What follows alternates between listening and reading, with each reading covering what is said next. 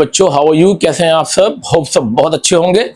और मैं राहुल आनंद लौट आए अपनी पाठशाला, हमारी पाठशाला आनंद ट्यूटोरियल के अंदर। और लास्ट वीडियो जो हमारी चली, वो लेक्चर वीडियो जो हमारे चले, वो चले एलपी के बारे में। एलपी में मैंने लीनियर प्रोग्रामिंग से रिलेटेड ग्राफिकल रिप्रेजेंटेशन, इनइक्वालिटी सब समझा दी। आज हम एक प्रैक्टिकल एग्जांपल लेंगे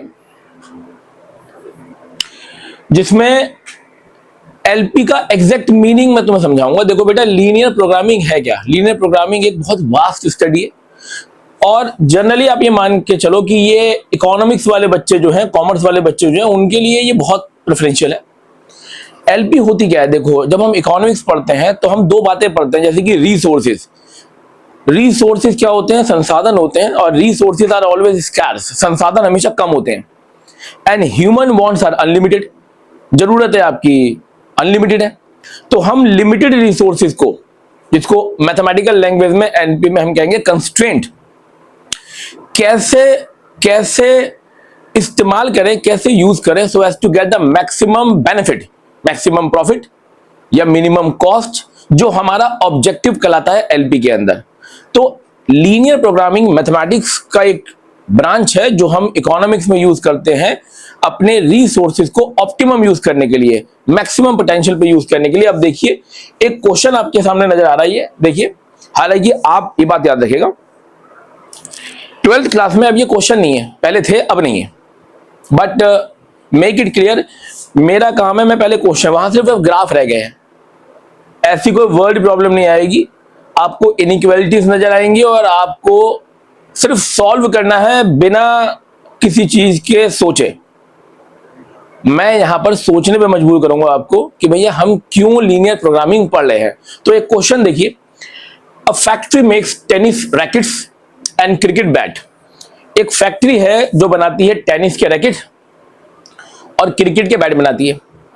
जो टेनिस का रैकेट है उसको 1.5 घंटे लगते हैं मशीन पर, मतलब उसको पहले मशीन में कटेगी। ये मशीन जो हमारी रिसोर्स है जिससे हम प्रोडक्शन कर रहे हैं। 3 घंटे लगते हैं क्राफ्टमैन, उसके बाद 3 घंटे एक आदमी उसकी हाथ से बुनाई कर रहा है या कुछ भी कर रहा है। 1.5 घंटा किस पे लगा? 1.5 घंटा मशीन पर। 3 घंटा किस पे लगा? क्राफ्टमैन, हाथ से काम हो रहे। In its making while a cricket bat, जबकि एक क्रिकेट बैट, क्योंकि 2 चीजें बनाता है वो, फैक्ट्री में 2 चीजें बननी है, टेनिस का रैकेट बन रहा है और क्रिकेट का बैट। क्रिकेट बैट में 3 घंटे मशीन पे लगते हैं, जबकि 1 घंटा खाली क्राफ्टमैन टाइम पे लगता है। 3 घंटे मशीन पे उसकी बनावट होती है, फिर 1 घंटे में उसकी ग्रिप चढ़ाना, ये वो सब फिनिशिंग देना, वो 1 घंटे का टाइम क्राफ्टमैन का है। एक दिन के अंदर मशीन टाइम की अवेलेबिलिटी है 42 घंटे। एक दिन में आपको मशीन जो है वो 42 घंटे में अवेलेबल है, इससे ज्यादा नहीं। ये आपके रिसोर्सेज है जो लिमिटेड है। 1 घंटे में मशीन टाइम आपको 42 घंटे मिलेगा और इसको हम कहते हैं कंस्ट्रेंट, रुकावटें हैं या रिसोर्सेज लिमिटेशंस हैं।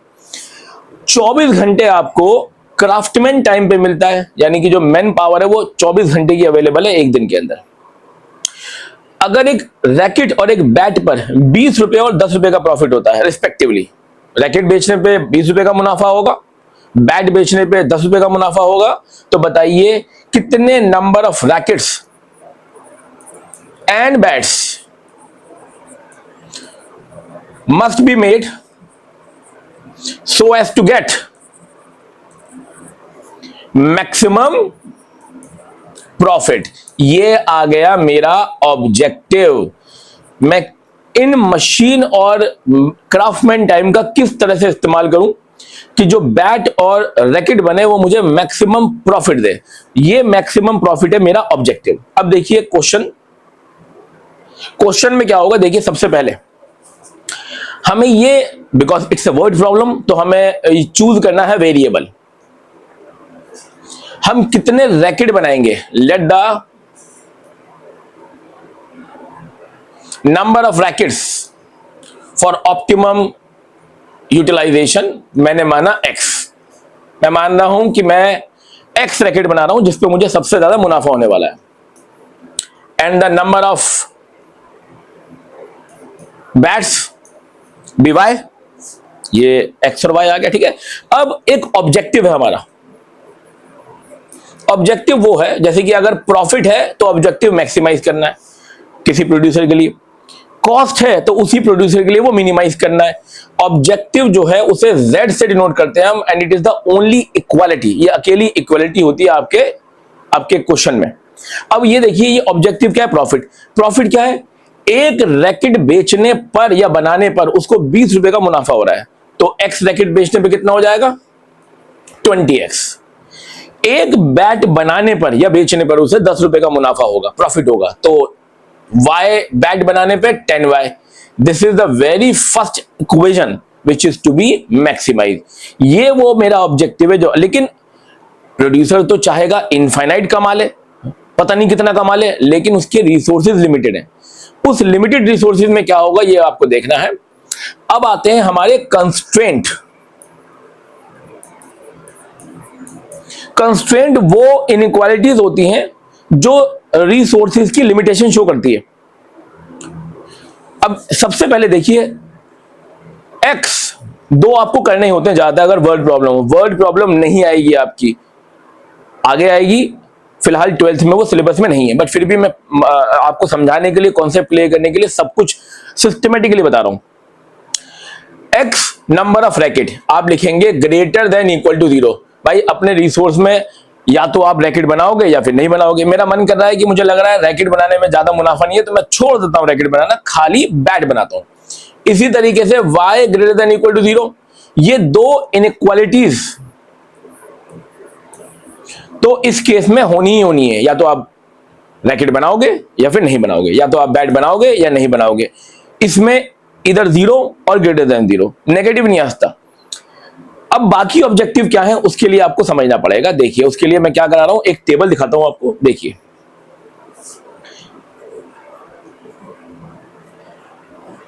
रैकेट्स, बैट्स, रिसोर्सेज क्या है? Machine, craftsman. अब एक रैकेट बनाने में 1.5 घंटा मशीन पे लगेगा, 3 घंटा हमें क्राफ्टमैन लगेगा। एक बैट बनाने पे 3 घंटा हमें मशीन पे लगेगा, जबकि 1 घंटे में हमारा क्राफ्टमैन टाइम हो जाएगा। अवेलेबिलिटी जो है, जिसको मैं कंस्ट्रेंट कहूंगा, जो अवेलेबिलिटी है वो मशीन की 1 दिन में 42 घंटे है, इससे ज्यादा नहीं है। अब बच्चे कहते हैं सर 1 दिन में 42 घंटे कैसे हो जाएगा, 1 दिन में तो 24 घंटे हो जाएगा। होता भाई मनी टाइम इस तरह से काउंट नहीं होता है। टाइम ऐसे काउंट होता है कि मान लीजिए मेरे पास 7 मशीनें हैं और एक मशीन 1 दिन में 6 घंटे आराम से चल सकती है, तो मेरे पास 42 घंटे का टाइम है। क्लियर हो रही बात? हमने ये नहीं कहा कि मशीन एक है, हमने कहा मशीन टाइम 42 है। क्राफ्टमैन टाइम, क्राफ्टमैन 24 घंटे का हमारे पास अवेलेबल है। हो सकता है हमारे पास 3 वर्कर हो और हर वर्कर 1 दिन में 8 घंटे काम करता हो। क्लियर हो रही बात? अब कंस्ट्रेंट कैसे बनेंगे ये देखिए। सबसे पहला, the first thing is machine time. कितने रैकेट बनाए हमने? X। कितने बैट बनाए हमने? Y। अब मशीन टाइम पे ध्यान दीजिए। अगर एक रैकेट बनाने में 1.5 घंटा लगता है, तो X रैकेट बनाने में कितने घंटे लगेंगे? 1.5।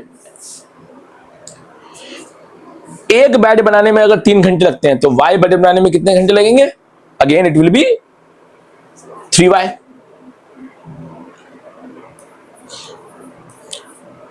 ठीक है जी। और मशीन का जो इस्तेमाल रैकेट और बैट बनाने में हुआ है, ये 42 घंटे या उससे कम होगा। This is my equation, inequality 4। Clear हो रही बात? अब इसी तरीके से हम अपने कंस्ट्रेंट को सेट करेंगे क्राफ्टमैन टाइम पर, क्योंकि रैकेट भी बनना है और बैट भी बनना है। एक रैकेट बनाने में अगर क्राफ्टमैन टाइम एक आदमी को 3 घंटे लगते हैं, तो X रैकेट में कितने लगेंगे? 3X।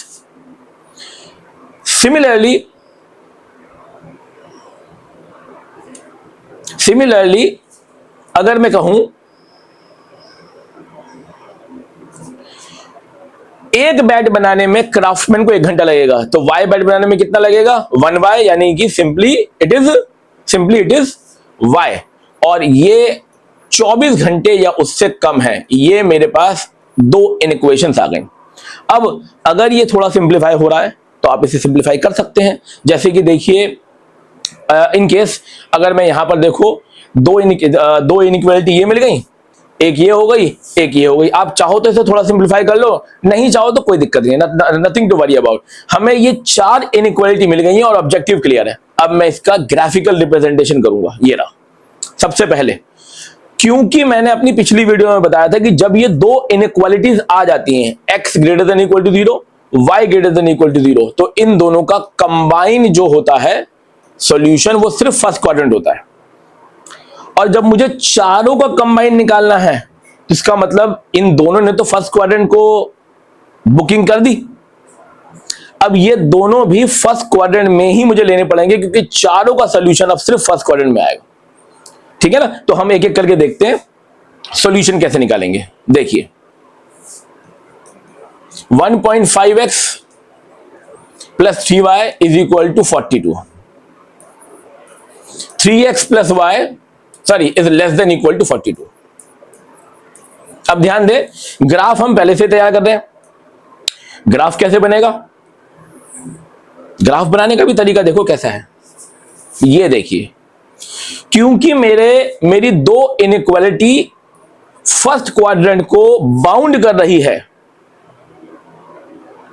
ये देखिए, तो मुझे सिर्फ पूरा फोकस करना है फर्स्ट क्वाड्रेंट पे। ये दोनों जैसे ही आ जाएंगे तो इसका मतलब आपका सॉल्यूशन कहीं ना कहीं सिर्फ फर्स्ट क्वाड्रेंट में आएगा, इससे बाहर जाएगा ही नहीं। कंबाइंड सॉल्यूशन देखिए, तो मैंने यहां पर क्या करा, ये लिया x, ये लिया y, और अब मैं रफली इनके पॉइंट निकालता हूं। रफली पॉइंट निकालने का मतलब देखिए, 2 पॉइंट निकालेंगे। आराम से देखिएगा। देखिए अगर x में 0 लूं, इफ x इज 0, तो y कितना आ जाएगा 42/3, इट विल बी 14। कोई दिक्कत परेशानी तकलीफ नहीं होनी चाहिए। अगर मैं y0 ले लूं तो बेटा मेरा x कितना आ जाएगा 42 अपॉन में 1.5, पॉइंट हटेगा तो 420 आ गया। 420 आ गया तो ये कितना आ जाएगा, देखिए it will B 3 times, it will be 84। Now 28 कितना आ गया बच्चों 28। ये 2 पॉइंट मेरे पास आ चुके हैं जब मैंने अपनी इनइक्वालिटी को इक्वालिटी मानी, ताकि क्योंकि मैं ग्राफ पर उस लाइन को बना सकूं जो इनइक्वालिटी जो मेरे प्लेन को 2 पार्ट में डिवाइड करेगा। तो देखो x 0 तो y 14, समवेयर अराउंड यहां पॉइंट आएगा। x 28 तो y 0, एक पॉइंट यहां आएगा। और जब आप इसे ग्राफिकली बनाएंगे तो ये लाइन बन गई। इस लाइन ने आपके प्लेन को 2 पार्ट में डिवाइड किया, एक अपर पार्ट एक लोअर पार्ट। कौन सा सॉल्यूशन होगा? लोअर पार्ट में से किसी एक पार्ट में से मैं एक पॉइंट ले लेता हूं, मे बी ओरिजिन। अब मैं ओरिजिन रखूंगा, x की जगह पे 0, y की जगह पे 0, less than equal to 0। Yes, satisfy है तो नीचे का एरिया सेटिस्फाई होगा। लेकिन क्योंकि मेरी 2 इनइक्वालिटी ने x greater than equal to 0, y greater than equal to 0 ने मेरे सॉल्यूशन को बाउंड कर दिया कि खाली फर्स्ट में ही आएगा, तो मैं अब सिर्फ इस एरिया को ही शेड कर सकता हूं। है तो नीचे तक इसका, लेकिन यहां आ नहीं सकता क्योंकि 2 इनइक्वालिटी जो है, इनइक्वालिटी नंबर 2 इनइक्वालिटी नंबर 3 ने कह दिया कि मेरा एरिया सिर्फ फर्स्ट क्वाड्रेंट में ही सीमित है। ये आ गया, कोई दिक्कत तो नहीं है। चलिए जी, अब बनाते हैं दूसरे का। देखिए अब इसको बनाएंगे तो देखिए x 0 तो y 24, y 0 तो x 8। तो ये पॉइंट कैसा आ गया, x 0 तो y 24, यहां कहीं आएगा। x 8 तो y 0, और जब मैं इनको जोड़ता हुआ चलूंगा, जब मैं इन्हें जोड़ता हुआ चलूंगा इन पॉइंट्स को, तो ये देखिए ये लाइन मिलेगी। अब ये लाइन फिर से आपके ग्राफ को 2 पार्ट में डिवाइड करिए, एक तो लेफ्ट पार्ट और एक राइट पार्ट। कोई एक सॉल्यूशन होगा तो रखने के लिए क्या करेंगे, फिर से 0 0 रखेंगे। यहां पर x की जगह पर 0 रखेंगे, y की जगह पर 0 रखेंगे, 0 less than equal to 24 satisfy, क्या हो रहा है, सेटिस्फाई हो रहा है, तो ये लोअर रीजन एरिया है। अब जब लोअर रीजन एरिया है तो ध्यान देना है, ये एरिया क्योंकि हम बाकी क्वाड्रेंट में जा नहीं सकते, ये एरिया फर्स्ट क्वाड्रेंट में इस लाइन का सॉल्यूशन है, बट हमें तो सब कुछ कॉमन चाहिए ना, तो कॉमन कैसे मिलेगा, कॉमन मिलेगा बेटा ये वाला एरिया, ये देखिए, देख रहे, this is the common area, ये वो एरिया है जो फर्स्ट क्वाड्रेंट में है, जो फर्स्ट क्वाड्रेंट में है, जो इस वाली लाइन का भी सॉल्यूशन है और इस वाली लाइन का भी कॉमन सॉल्यूशन है। ये बन गया मेरा एक क्वाड्रिलेटरल, जिसके अंदर इस पॉइंट को ले लिया मैंने O, इसे ले लिया मैंने A, इसको ले लिया B, इसको ले लिया C। आप ध्यान देंगे तो एक यहां पर मेरा एक क्या बन गया, क्वाड्रिलेटरल बन गया। ये देखिए, ये जो क्वाड्रिलेटरल है इसमें जो एरिया है उस एरिया को हम कहते हैं फीजिबल एरिया। कैसा एरिया है, फीजिबल, यानी कि इसके अंदर का कोई भी पॉइंट, कोई भी कॉम्बिनेशन x और y का, नंबर ऑफ रैकेट और नंबर ऑफ बैट का आप अचीव कर सकते हैं, लेकिन मुझे सिर्फ वो पॉइंट नहीं चाहिए जो मैं अचीव कर सकता हूं, मुझे वो पॉइंट चाहिए जो सबसे ज्यादा मुझे मेरे ऑब्जेक्टिव को मैक्सिमम कर दे। तो यहां देखेंगे हमारे जो कॉर्नर पॉइंट है, 1 point, 2 point, 3 point, 4 point, these are called the corner point. इन कॉर्नर पॉइंट में ये जो कॉर्नर पॉइंट्स हैं इसमें सबसे पहला है O, 0 0, ये एक कॉर्नर पॉइंट है। फिर आता है A, 8,0,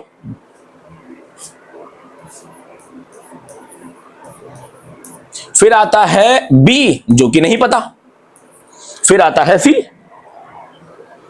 B पॉइंट नहीं पता, ये वाला पॉइंट नहीं पता, C पॉइंट पता है 0,14, 0,14, ये C नहीं, B नहीं पता। तो क्या करें भाई, B निकालने के लिए हम क्या करेंगे, या तो आपको ग्राफ पे बिल्कुल साफ नजर आ रहा हो तो वेल एंड गुड है, नहीं नजर आ रहा तो ये जो पॉइंट है ये इन दोनों इनइक्वालिटीज का पॉइंट ऑफ इंटरसेक्शन है। क्या है, पॉइंट ऑफ इंटरसेक्शन। तो इन दोनों को सॉल्व करेंगे, इन दोनों को हम सॉल्व करेंगे। देखिए 1.5x plus 3y is equal to 42, 3x plus y is equal to 24। Inequality नहीं, मैं इक्वालिटी लेके चल रहा हूं, मैं क्या लेके चल रहा हूं, इक्वालिटी, ताकि दोनों लाइन का पॉइंट ऑफ इंटरसेक्शन ये पॉइंट मुझे मिल जाए। अब इसे सॉल्व करने के लिए वही पुराना तरीका है अपना 10th क्लास का, एलिमिनेशन बाय इक्वेटिंग कोफिशिएंट। इसे 2 से मल्टीप्लाई करें, इसे 2 से मल्टीप्लाई करें, क्या होगा, it will be 3x, it will be 6y and it will be 84। Change of the sign, -5y -60, y आ जाएगा 12, b का y कोऑर्डिनेट आ गया 12। Put the value of y in either equation, किसी में भी रख लो, इसमें रख लेते हैं, इस वाले में रख लेते हैं, तो ये आएगा 3x प्लस 12 बराबर 24, 3x बराबर 12, x आ जाएगा 4। ये मेरे 4 वो कॉम्बिनेशन है जिसमें मैं नंबर ऑफ रैकेट और नंबर ऑफ बैट बना सकता हूं, और ये ऑप्टिमम होंगे, यानी कि इसके ऊपर मुझे मैक्सिमम वैल्यूज मिलेंगी। अब ध्यान दो, इन पॉइंट्स का मुझे करना क्या है, मुझे एक ऑब्जेक्टिव मिला था 20x। इन 4 कॉर्नर पॉइंट में या तो मुझे सबसे बड़ी वैल्यू मिलेगी या मुझे फीजिबल रीजन की सबसे छोटी वैल्यू मिलेगी। तो सबसे पहला कॉम्बिनेशन है 0 0। 0 0 का मतलब क्या है, ना तो मैं रैकेट बना रहा ना मैं बैट बना रहा, मैं वेला बैठा हूं बिल्कुल ही। भाई आंसर भी वेला आ गया, फिर 0। भाई कुछ नहीं बनाओगे तो क्या मिलेगा। दूसरा कॉम्बिनेशन है कि मैं क्या करता हूं, सारे मशीन और क्राफ्टमैन को रैकेट बनाने पे लगा देता हूं, बैट बनाना ही छोड़ देता हूं। तो अब मेरे सारे रिसोर्स के साथ 8 मिलेंगे मुझे रैकेट, जबकि बैट मुझे मिलेंगे 0, और इस कॉम्बिनेशन में मुझे मुनाफा मिलेगा 160 का। तीसरा कॉम्बिनेशन यह हो सकता है कि मैं 4 रैकेट बना दूं और 12 बैट बना लूं। इसमें मेरे सारे मशीनों का और क्राफ्टमैन टाइम का पूरा फुली ऑप्टिमम यूटिलाइजेशन मिल रहा है। तो यह आ जाएगा आपका 80 प्लस, अब मुझे मुनाफा हो रहा है 200 रुपए का। और आखिरी केस ये है कि हो सकता है मैं बैट ही ना बनाऊं, रैकेट ही ना बनाऊं, सब बैट ही बना दूं, 14 बैट बन जाएंगे। इस केस में मुझे रैकेट तो एक भी नहीं मिला, लेकिन सारे संसाधनों को मैंने बैट बनाने पे लगाया, तो बैट 14 बन गए, हर बैट पे 10 रुपए का मुनाफा, तो मुझे 140 रुपए का मुनाफा हुआ। अब एज अ प्रोड्यूसर आप इन चारों में से कौन सा चुनोगे? डेफिनेटली बी, जिसमें मेरा मुनाफा हो रहा है 200। अपने मशीन टाइम और अपने क्राफ्टमैन टाइम, अपने रिसोर्सेज का मैंने ऑप्टिमम यूटिलाइजेशन करा, 4 रैकेट बनाए, 12 बैट बनाए और सबसे ज्यादा मुनाफा कमाया। एलपी यही है बच्चों, पूरा लीनियर प्रोग्रामिंग यही है। ठीक है जी।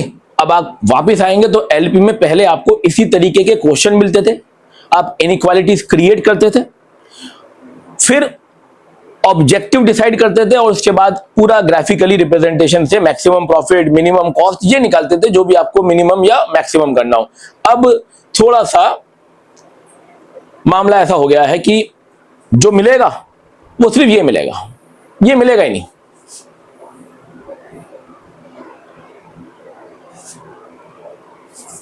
ये देखिए, और ये रहा, आपको ये मिलेगा, एक जेड दे दिया जाएगा ऑब्जेक्टिव, 3 4 5 आपको इनइक्वालिटी दी जाएंगी जो कंस्ट्रेंट बनेंगी। इन इनइक्वालिटी से आपको ग्राफ बनाना है।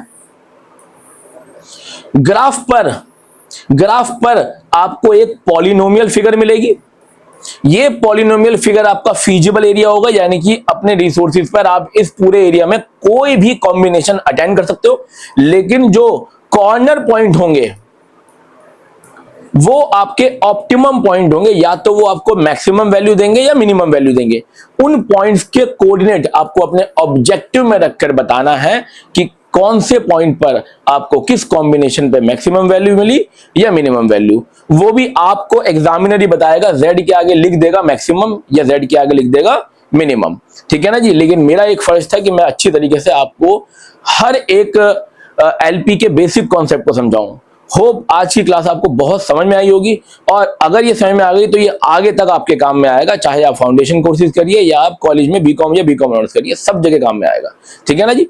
तो आज की वीडियो अगर समझ में आई, पसंद आई, तो चैनल को प्लीज लाइक करें, शेयर करें अपने दोस्तों के साथ। Thank you very much. God bless you all.